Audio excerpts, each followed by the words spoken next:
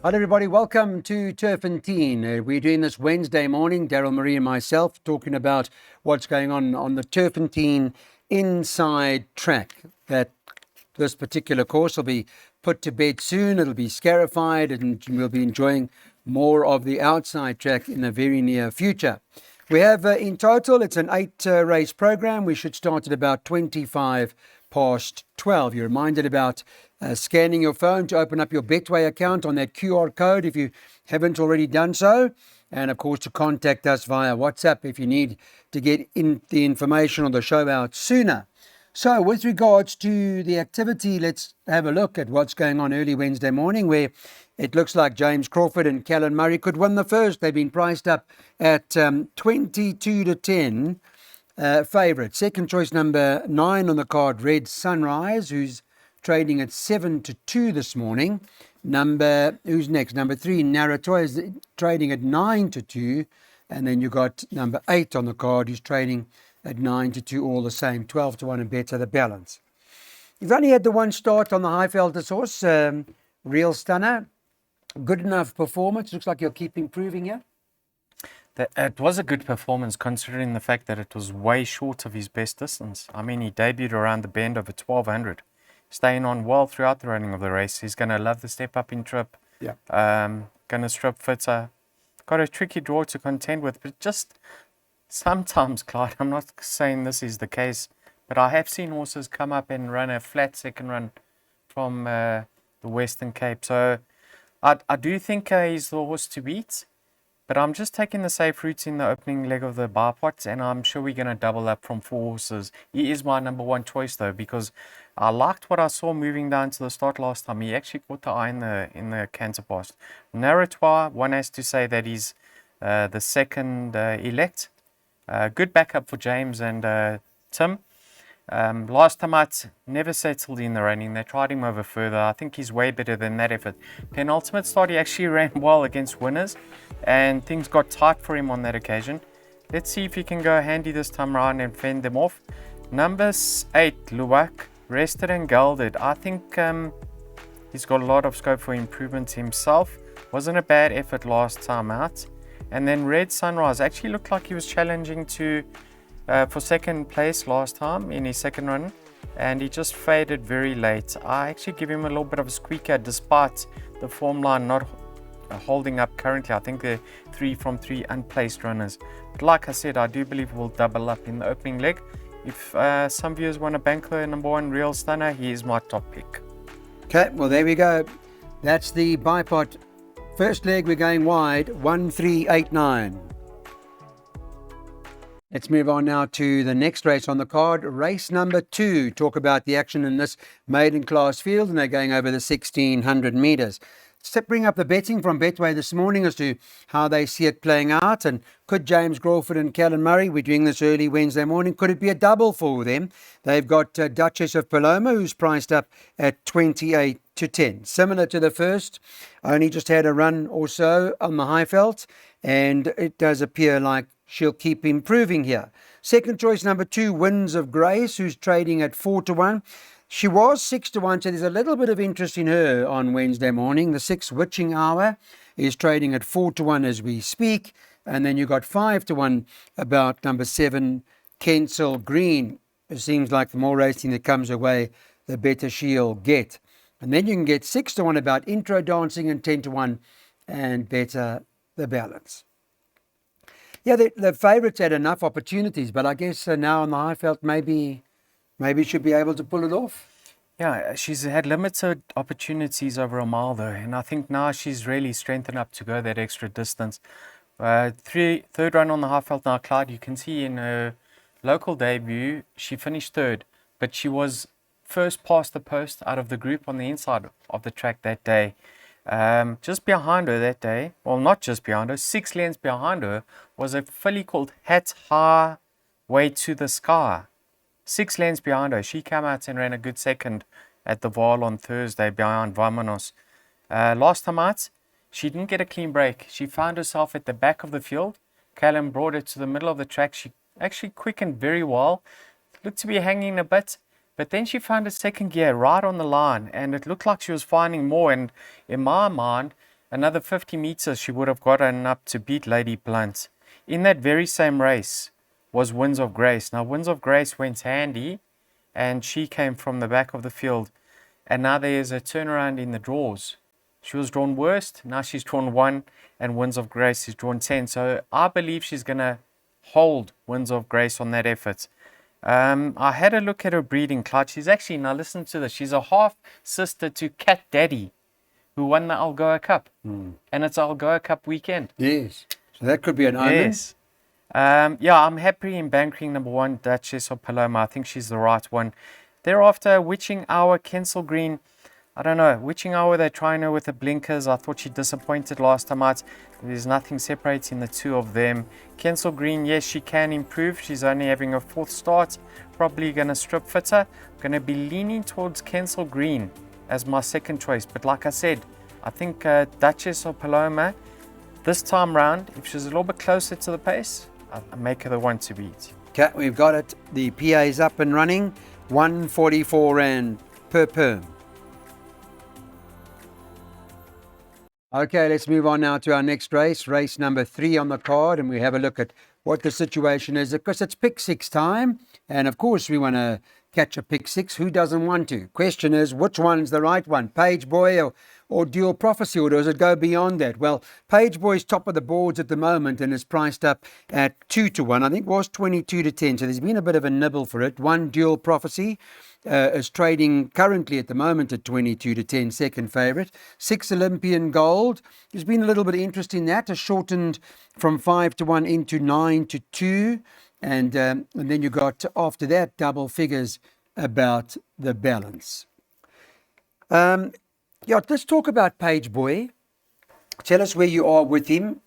And I know Dual Prophecy is a very, very nice horse. And I think he's got a serious say. Is it just the two of them, or are we going deeper? Yeah, let's start with Dual Prophecy. I mean, he is a very nice horse. He proved that last time out. 3.5 months off the track. Yeah. Is he an inside track horse? I don't believe he is. I think he loves the inside track. I put him in my pick 6, but he's only my 4th choice. He did pick up a hefty penalty when cruising to victory last time out. He did get that 3.5 kg lump. And Storm Ahead did frank the form by winning next time out. But like I say, Clyde, is he going to be at his best 3.5 months later? I'm not 100% sure. I wish Mr. Soma could tell us. Page Boy, on the other hand, has had a great prep leading into this race. Eye-catching return. Last time out, yes, he just got up to beat Flag Bearer, but he was always traveling smoothly behind the pace. The top 2 got away from him that day, and he just sliced through them late. I think he's better than his current mark of 78. He could certainly continue his winning ways. Have a look at number 4 of here, Romeo's Magic. I know he's 8 years old, but look who he reunites with, Gavin. Gavin has sat aboard him 14 times for 5 wins, 3 seconds. He gets a great tune out of him. This horse loves the course and distance. He's dropped slowly down to a 73. It was great to see Mr. Warren have a winner the other day. I think he's going to run better than his mark. He's actually my second choice, so I'm going 2 from 4 of here. And then the unexposed horse of this sort of ground is Olympian Gold. Now, we remember his dam, Clyde. She stayed all day. She won several races of a 2,400 and further. Yeah. And this horse could be better than his current mark. Now, he's been stepped up to 2,000. But yet, again, he has to prove that he's strong enough at this stage of his career. So, yes, in order, I'm going 2, 4, 6, 1. Okay, we got that. The question in this race is, what horse is going to be best suited to the inside track? Some of them, maybe there are question marks around it, including a horse like Page Boy. But in the pick 6, they're all going in. 1, 2, 4, and 6. 4th race, take out the 4, Infinite Wonder. That's not running. It's scratched. And take out the 9, 2, The Rescue, also scratched. So number 1, the Ultimate King, top of the boards to win this handicap. And he's currently priced up at 2 to 1. The second choice, number 6, Pumpkin Pie, is back at the races. He's just had a nice pipe opener, and he's trading at 22 to 10, second choice. 2, Hawkbell is 5 to 1, third choice. And number 11, Read All About It. You see how good he is. He's currently trading at 15-2. It's 10-1 and better about the bell. It's going to be an interesting race, Pumpkin Pie and the Ultimate King. I thought just the two of them. I don't know if it goes any deeper than those. Not for me. No. For trifectas and quartets, obviously. I mean, read all about it. Stayed on very late last time out. I think there's no doubt he's going to appreciate the extra. A little bit skeptical over that form line, but I liked his work in the latter stages. But he's taken on two very nice sorts of here, Clyde. So I think he's biting off a little bit more than he can chew at this stage. Pumpkin Pie, now, if you go in his form line, and you'll see how they supported him last time out, you'll say he's disappointed. But, Clyde, his last two races have been inflated races, and he's been hopelessly out at the weights. So he's run above his rating in both of them. Just strictly on his last starts in the graduation plate, Parisian Walkway and Solar Cell are 115 and a 119. He's a 92. He was 11.5 kilograms out with Solar Cell. He was 13.5 kilograms out with Parisian Walkway, and he finished alongside them. Now he's in a handicap. And his dam, if I'm not mistaken, won the Gold Circle Oaks, track and ball, 2400. So she stayed. He's going to strip fitter. Candace is on song at the moment. And now he's been stepped up to 2000. I think he's a huge runner here. But he is taking on the Ultimate King. And last time out, I don't think the connections were too happy because it got very tight for him on that inside running rail.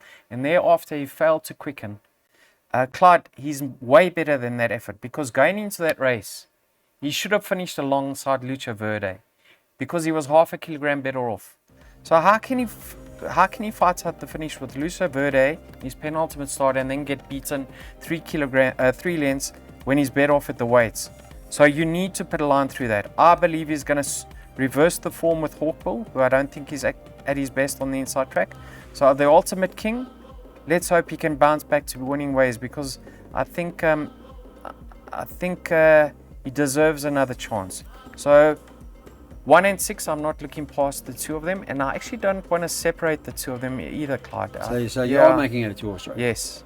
Okay. What's your say? Yeah, exactly what we said in the beginning. Two-horse race. 1 and 6 for Daryl's jackpot, 144 perm. Okay, we are now halfway through. Race 5 is our next race at Turffontein Racecourse. It's a handicap, 1450 meters is the distance they have to cover. There's a scratching here in the form of Stormy Day is not running. We don't know about Frozen Fantasy yet. One ran just during the course of the week and ran second to Rachel Wall on that occasion. So it's unlikely, but we'll see how that all plays out. The market, let's take a look. Where is the betting for this particular race? Let's pull it up and see what the story is here. And they've got them as follows. Favourite in race number 5 is number 3, Celino Peninsula, who's at 3-1. Number 5, Princess Ilaria, 3-1. There has been money, by the way, for Celino Peninsula, was 4-1. So that's shortened. 8, Juniper Green is 7-2. Number 1, Miss Hannigan. She's got the big weight to carry, but she's got the form. She's 9-2. And number 4, Across the Pond, is 5-1. Frozen Fantasy at the moment is 6-1 if it takes its course. And the one other in the race is a horse called Stormy Sunday, who is 25-1. Now, Fabian Habib's been in good form. He's got interesting hand here, Daryl, particularly a horse like Juniper, who's got, 49? 50 on his back. Very stiff in the first on Thursday, Fabian. Very stiff, yeah. Hung, Sam did well to stay on towards the latter stages. I mean, he hung right across the course. I saw that, yeah. Looks overs there. Where Juniper, no weight. How did that 12-10 the cock favourite go? Madame Huntress. How did she go? Meh. Meh. Yeah. Clyde, I'm saying to the viewers, take the 6-1 Frozen Fantasy. If she doesn't run, you get your money back. But if she runs, she's going to go very, very close.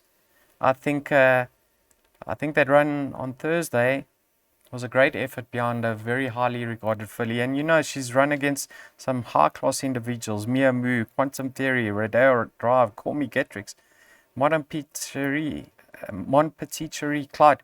Frozen Fantasy, if she stands up, she's my number one choice. I'd take the 6-1. Miss Hannigan, look who reunites with her. SK.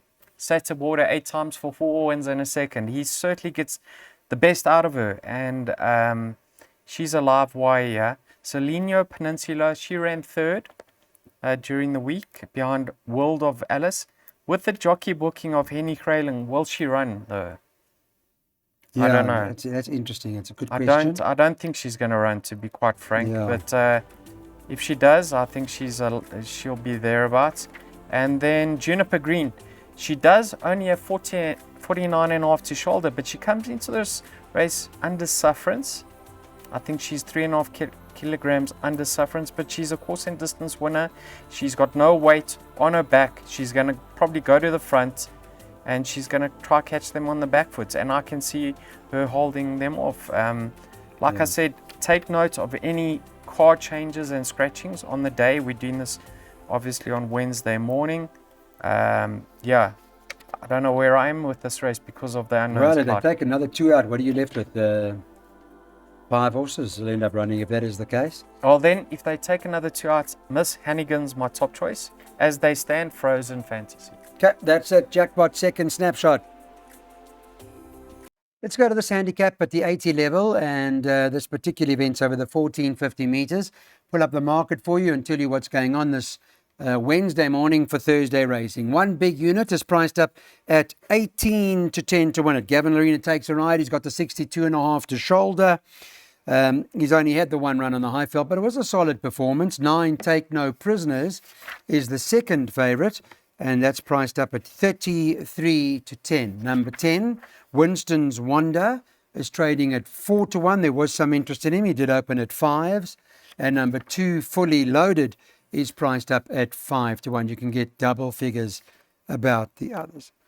Hard to beat big unit with that big weight, or do you respect the De Kock horse?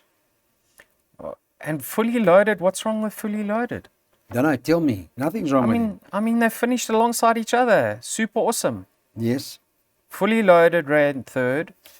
Big Unit ran 2nd. Fully Loaded's half a kilogram better off. Big Unit's got a wide draw. The one's 18 to 10, the other one's 5 to 1. Where does the value lie? That lies with Fully Loaded. So you like that, eh? Is that your first Oh, choice? he must be a huge runner. I'm just saying the value's with Fully Loaded Right. over Big Unit. Big Unit recorded a lovely debut on the high felt. He actually moved in as if he's going to challenge. Super awesome on that occasion. Stayed on nicely. Tricky draw to contend with. Are they going to ride him in a similar fashion and give him a chance? Let's see how he goes. Strong chance. Number 1 for number 1 Big Unit. The De Kock horse, Take No Prisoners. I actually haven't read their comment. Let me just pull it up here, Clyde, for the viewers. Well, he won, whilst you're looking for it, he won well first time out. They backed him on debut, Take No Prisoners, and that was on the 17th of May. And then a month later, he ran to Tin Pan Alley, beaten 13 lengths on that occasion, but obviously a very strong race. He hasn't run for a while, but he's got a good draw, which is always important on this track. Very, very strong race, Clyde. Tin Pan Alley, King Harold, Chronicle King. Yeah, very strong. Power So what pack. do they say, the team? So the team says he's expected to need the run. This outing will bring him on nicely for future races. Okay. But on the De Kock yard, known to get the horses fit enough. Clyde. Yeah, they couldn't. Yeah, correct. And yeah, he is returning from a layoff, but he's being gelded. And if that has brought him on in any way, that will say he's better than his current mark. So yes, he may not be peaking coming into this race, but he could be a very, very nice sort. Listen, I'm sitting here saying Fully Loaded, I'd rather be backing him at 5 to 1 than Big Unit at 18 to 10. But I am suggesting a double, and I have included the De Kock horse. You've made no room for Winston's Wonder? No. Place chance. Place chance. All right, that's our double. That's our double races 6 and 7. On to race number 7 now. This is the Betway Summer Cup, 29 November. You're reminded about that. It is a middle stakes, this race, over the 1450 metres. In a stakes race, we look at the weights, and number one, That's My Baby. She comes in narrowly ahead of the field, and they have backed her. I see she was 6-1. She's now 11-2. Number one, That's My Baby. But the one to beat is another horse they're backing. Number 4, Max the Magician. Roy Magna's having superb form with Muzieni on board this time round. And winner of his last start, he won convincingly. They opened him up at 5-2. He's now 2-1 favourite. 9, Paul Revere, second favourite at 9-2. Number 2, Slinky Mapimpi, is trading what price? 5-1. Been a bit of interest in him, and I like him, Slinky Mapimpi, personally. And then That's My Baby, I've given you already, is 11-2. 8-1 and better about the balance. Do you get any chance to my horse, Slinky Mapimpi? First choice. Is he? Nice to know. I love his 3 starts since being rested, Clyde. He won beating Blizzard Snow, obviously not at his best. Yep. Then a lovely effort behind the Quantum Theory from the worst Roy. And then last time out, he was out at the weights. I mean, he finished alongside horses like Texas Red and Lucky Lad at level weights last time out. That form line's treated us nicely with Funny Player coming to win from there. And beat Fatal Floor this course and distance. Well drawn. Course and distance winner, loves the distance. Yeah, I mean, Slinky Mapimpi, let's go. Clyde. Let's go. Max the Magician, I don't know if there's going to be any rain by now, because they... condition the track... There's been a few drops, I can tell you that. Because it doesn't look like he appears to like the soft conditions. His better form has been on firmer going. So if the track is soft at this stage of the day, I've got my reservations. But he's in great form, and we saw Potberry win from that form line. Serious runner, but let's take note of the track conditions. French Bolt, now on his penultimate start behind Bus Stop in Hounslow, he finished alongside Max the Magician, and he's 2 kgs better off. So don't ignore his chances. He loves the inside track. That's number 6, French Bolt. Just hope he's fit in well after that layoff. And he's also one in the soft. And then number 1, you touched on the best weighter, Clyde. That's My Baby. She's also won 2 in the soft. So it depends how the track comes up at this stage of the day. But I think at this stage, Wednesday morning, we're fine. I mean, yeah, we're fine. But there's rain predicted Wednesday afternoon and Thursday afternoon. Let's hope not much. But let's go Slinky. Slinky Mapimpi's the one to beat.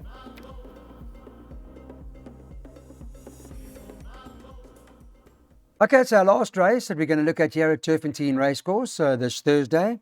Handicap fillies and mares over the 1450 metres is the final event on the card. Wednesday morning, no changes to report to you as far as we know. And this kind of race, well, it's all about Merryweather. She's been priced up at 8-10 to win it. I think she was 9-10, so she's actually shortened to 8-10 from 9-10. And she looks like she's going to take a lot of beating here. There is some interest in Lady Sabrina, who's shortened from number 1 on the card, shortened from 5s to 4s. But in the market at the moment, all of the rage is Merryweather. Same for you? Clyde, yes, definitely. Johan Janssen van Vuren was interviewed for Track Talk. And he said Stormy Day is packed with ability. She's not at her best, but don't ignore Merryweather. She's come well. And if you watch that race carefully, Stormy Day, the companion, was controlling the pace up front, had it all her own way, and Merryweather was given a chance towards the back of the field. When they quickened at the 400, Merryweather got caught flat-footed. It looked like she was going backwards, just ridden with her hands. When Samanga asked her in the latter stages, she took off. Well, she didn't take off, but she stayed on very, very nicely. Now she's going to strip fitter. Now she's been stepped up another 250 meters. And that race, Clyde, Maverick Queen came out and won. And Spa Story has run a few places since then and just got touched off by Xenophon last week Sunday, if I'm not mistaken. So Merryweather, definitely the horse to beat. I like that comeback effort. Appears as if the penny's dropped with her now. But I just looked for a little bit of a suggested bet to... I can't sit here and tell the viewers to get stuck in and they're running in slosh at this time of the day. I don't know what the track conditions are going to be like. Assuming it's good? Yeah, I don't think I'm going to be jumping into a current price of 8 to 10. Too short, okay. Yeah. Number 2, Willow Wild. I know she's got her problems, and one needs to watch her move down to the start. But I was so pleased with her comeback effort. I thought that has got her issues under control. That form line, we've seen Pennsylvania win again. She beat a filly called Hong Kong, who came out and won and beating Xenophon, Palace Prince, and Beemanesque. They've all won from that form line. Then last time out, she was disappointing, sorry, Clyde. She was not striding out. I'm hoping she's moving well on the day, because I actually think she could be a factor over here. Like I say, she does have her issues, and I'd like to see the canter pass before I can put my head down with my suggested bet of a swinger and a few trifectas based on her to boost the dividend. But yes, let's go the swingers 2 and 5. Merryweather, definitely the one to beat. All right, we got that. And Willow Wild's 14 to 1 at the moment, and she's Daryl's outsider in the last race. Universal Girl, just by the way, is the 7 to 1 third choice. That's all from Betway's Waiter to Win. Daryl and I will see you in Quebec. We're going to the Betway Algoa Cup.